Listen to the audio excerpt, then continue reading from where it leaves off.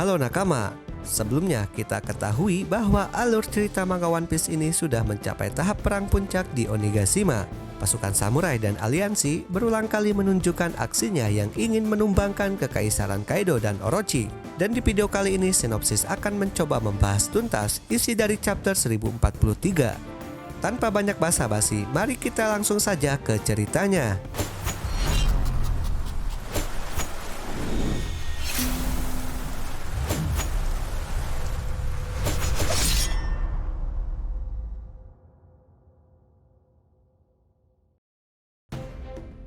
Di sampul chapter diperlihatkan Charlotte Open yang sedang membawa sebuah buku tawanan yang berisi Germa Double Six dengan ditemani oleh Charlotte Bruley. Dan sampul chapter ini memiliki judul Perjalanan Berdarah Dingin Germa Double Six volume ke-7. Dan mereka pun telah tiba di Pulau Whole Cake Island. Oke, lanjut ke cerita. Pada chapter sebelumnya, kita telah mengetahui bahwa pertarungan antara Luffy melawan Kaido telah berhasil dikecoh oleh kehadiran bos Shipijiro. Dan akibat kejadian itu, Luffy yang akan memberikan serangan terakhirnya pun berhasil diserang terlebih dahulu oleh Kaido dengan telak menggunakan gada besinya. Dan scene pertama pada chapter 1043 ini memperlihatkan dengan jelas serangan yang telah Kaido lakukan terhadap Luffy. Pukulan gada besi yang telah Kaido lakukan sangat keras, sehingga membuat Luffy pun tersungkur ke tanah. Dan juga akibat serangan yang telah Kaido lakukan, membuat Luffy pun tak sadarkan diri dan kembali pada mode normalnya. Kemudian pada luar kastil Onigashima, tempat keberadaan Momonosuke yang sedang dalam usahanya. Dia pun dibuat terkejut setelah mengetahui suara Luffy yang telah tiba-tiba menghilang dalam jangkauannya. Dan tepat keberadaan pada kubah pertempuran yang telah terjadi di atap. Kita melihat Luffy yang telah tersungkur ke tanah dengan keadaan terkaparnya di hadapan Kaido dan bos Shipijiro. Pemenang pertarungan pun telah diumumkan bahwa Kaido telah memenangkan pertarungannya. Kemudian setelah berhasil mengalahkan Luffy, Kaido pun berbicara pada bos Shipijiro atas apa yang telah dilakukannya. Namun bos Shipijiro ini malah menunduk dan tidak berkata apa-apa setelah Kaido mempertanyakan hal tersebut. Dan atas kejadian yang telah dilakukan oleh bos Shipijiro ini telah membuat Kaido pun marah padanya. Sehingga scene pun memperlihatkan Kaido telah memukul gada besinya ke arah bos Shipijiro. Pukulan gada besi yang telah Kaido lakukan pada bos Shipijiro ini telah membuat atap Onigashima pun hancur dan membuat orang-orang yang berada di bawahnya mengalami kepanikan. Namun karena telah berhasil menjalankan misinya dengan membuat Luffy tumbang oleh Kaido, sepertinya bos Shipijiro ini dengan pasrah menerima serangan yang telah Kaido lakukan padanya. Dan kemungkinan besar kematian pun akan menimpa bos Shipijiro setelah serangan telak mengenainya dengan sangat keras. Dan scene juga memperlihatkan dengan anggota Shipijiro lain yang mengenakan topi berwarna belang. Terlihat dari sikapnya Shipijiro ini sepertinya hanya sekedar memantau situasi tanpa melakukan apapun. Dan kemungkinan ini adalah anggota Shipijiro yang tersisa yang nantinya akan menyampaikan hasil pertempuran kepada Gorosei. Lalu beralih ke tempat Kawamatsu dan para samurai berada. Nampaknya situasi keadaan mereka sedang dalam keadaan sulit, di mana area sekitar telah terbakar dan membuat mereka pun tidak dapat melarikan diri. Kawamatsu yang telah melihat semua area sekitarnya telah terbakar, dia pun mengalami kepanikan yang sangat hebat dikarenakan para samurai yang lain masih terjebak di dalam ruangan kastil. Dalam kepanikannya, Kawamatsu mengatakan tidak ada artinya walaupun perang menang jika dirinya dan pasukannya malah mati terbakar hidup-hidup.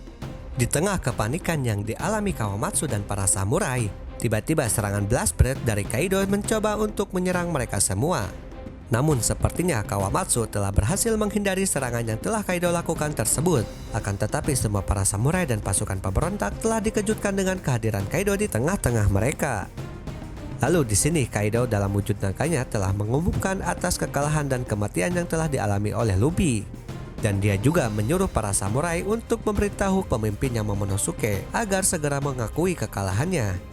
Dan Kaido pun menantang bagi siapa saja para samurai atau pasukan pemberontak yang masih ingin melanjutkan pertarungannya. Namun di sisi lain, para kroco-kroco yang berada di sana mereka pun telah dibuat senang atas kemenangan yang telah Kaido raih. Dan di posisi para samurai dan para pemberontak, mereka malah dibuat sebaliknya dan tidak percaya atas kekalahan yang Luffy alami. Di posisi keberadaan Kid dan Law, mereka pun merasakan keberadaan suara Luffy telah menghilang dari jangkauannya. Dalam keadaan yang sudah tidak berdaya, Kid pun mengatakan keputusasaannya karena kegagalan Luffy dalam menumbangkan Kaido. Karena bagi Kid, walau dirinya dan Law telah mengalahkan Big Mom, itu pun tidak ada artinya jika Kaido tidak dapat dikalahkan. Lau juga yang dalam posisi tidak berdaya, dia pun mengatakan bahwa dia sudah tidak sanggup untuk melanjutkan pertarungan apapun. Kemudian di posisi Chopper dan Otama yang mengetahui Luffy sudah mati, mereka pun hanya bisa menangis dan tak bisa mempercayainya. Dan di posisi Kaido yang telah berhasil melancarkan serangan Blast Bird-nya tersebut, dia pun memberitahukan pada semuanya yang ada di dalam kastil bahwa Pulau Onigashima akan segera jatuh menimpa ibu kota bunga. Dalam posisinya tersebut, Kaido pun membandingkan dirinya dengan Orochi dengan mengatakan bahwa dirinya tidak sebaik Orochi. Karena dalam era kepemimpinan Orochi dalam memimpin ibu kota bunga telah membuat ibu kota bunga menjadi ibu kota yang paling baik di negeri Wano. Dan karena hal itulah Kaido pun menentang kepemimpinan Orochi tersebut. Dan dalam rencananya, Kaido ini hanya akan menjadikan seluruh negeri Wano ini menjadi pabrik senjata untuknya.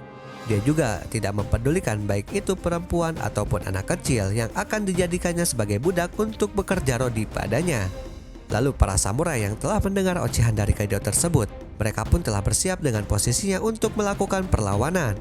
Namun di sisi lain, Kaido yang telah melihatnya, dia pun mengancam para samurai dengan perkataan yang seolah menjatuhkan mental mereka. Dalam ancamannya, Kaido mengatakan bahwa inilah akibat mereka telah kalah dalam peperangan dan sudah sepantasnya bagi yang menang akan menentukan nasib musuh yang telah kalah. Dan Kaido yang masih dalam keadaan amarahnya, dia pun menyuruh para samurai untuk membawa Momonosuke ke hadapannya. Karena bagi Kaido, jika Momonosuke tidak mengakui akan kekalahannya tersebut, perang yang telah terjadi ini tidak akan pernah berakhir. Kemudian ketika mereka dalam posisi unggulnya, para kroco pun mencoba untuk melakukan serangan pada Kid dan Law yang sudah tidak berdaya. Dalam percobaan serangan mereka tersebut, mereka pun membanggakan Kaido dengan membandingkan Big Mom yang telah berhasil dikalahkan oleh Kid dan Law. Akan tetapi dalam penyerangannya, para kroco pun akhirnya telah berhasil dihalau oleh anak buah Kid dan Law. Setelah melihat situasi keadaan di atas dalam keadaan kekacauan, nampaknya Carrot dan Nekomamushi mencoba untuk menuju tempat Kaido berada. Dan di bagian ruang dalam bawah tanah kastil, nampaknya di area tersebut telah terjadi suatu kebakaran hebat dengan membuat para samurai yang berada di sana telah mengalami kepanikan hebat. Para samurai yang berada di sana pun tengah dalam keadaan terluka dengan diposisikan keadaan yang sulit untuk melarikan diri. Lalu kembali ke posisi Kid dan Law.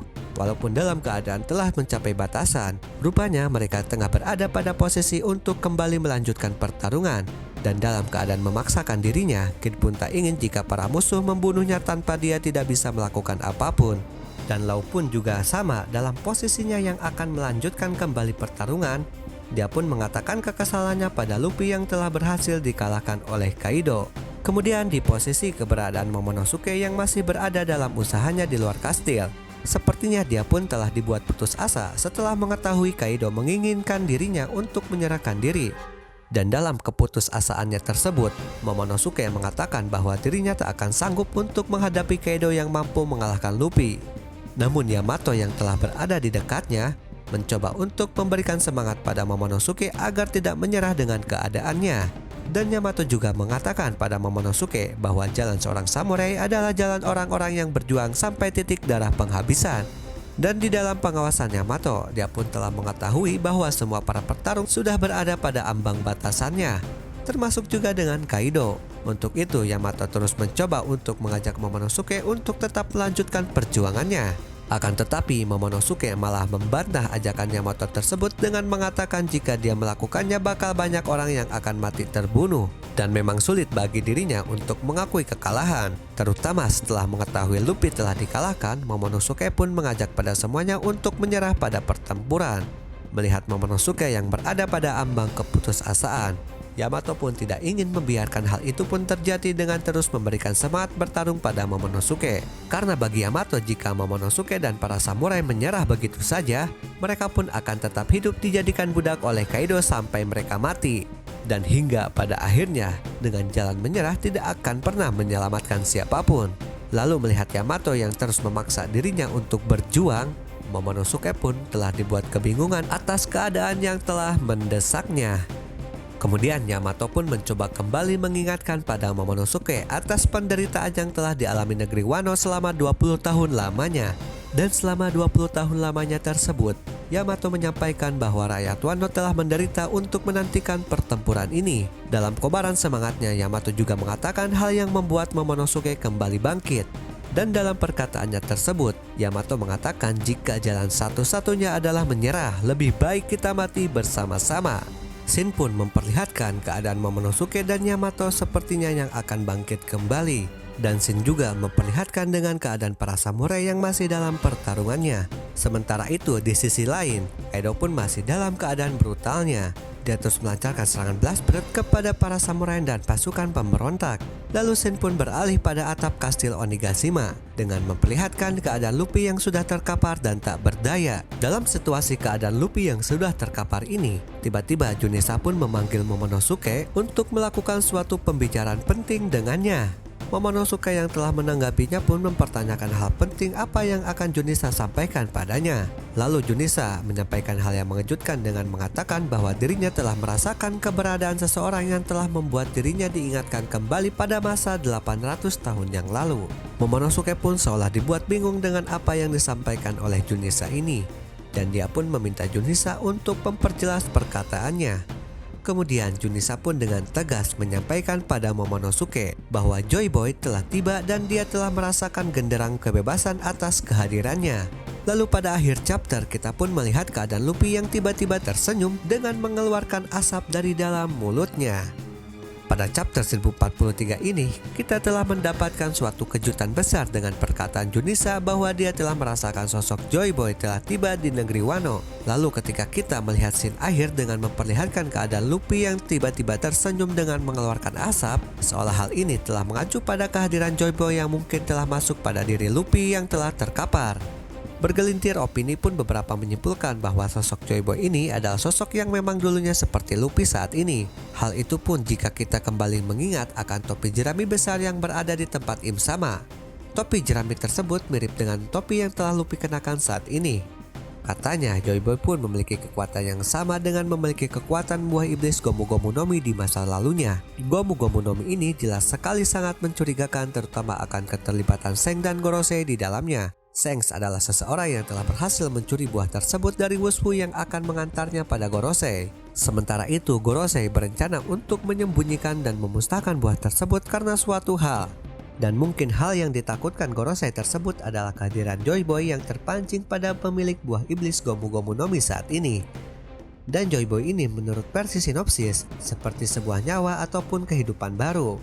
Ataupun bisa dikatakan, Joy Boy saat ini hadir pada diri Luffy untuk memberikan sebuah kehidupan dan memberikannya sebuah kekuatan, terutama pada buah iblisnya.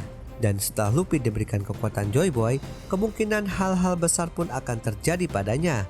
Sepertinya juga akan membuat Luffy dapat membangkitkan awakening dari buah iblisnya tersebut, atau mungkin juga akan mendapatkan suatu teknik baru dari Gear Force-nya.